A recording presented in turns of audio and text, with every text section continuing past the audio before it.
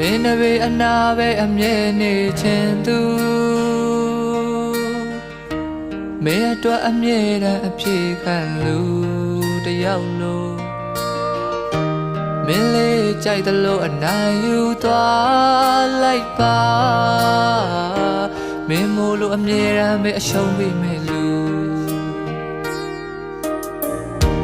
မင်းလေးဆိုသမျှအမြဲလို့ခံသူပေးဆက်ခြင်းလို့အချစ်ကိုခံယူထားလို့ကိုယ့်ရဲ့အချစ်ဟာအရာရာတိုင်းနဲ့နိုင်ရှင်ရဲ့အလုံးအသေးမွားပဲရှိတော့တလို့တစ်ချိန်ချိန်မှာ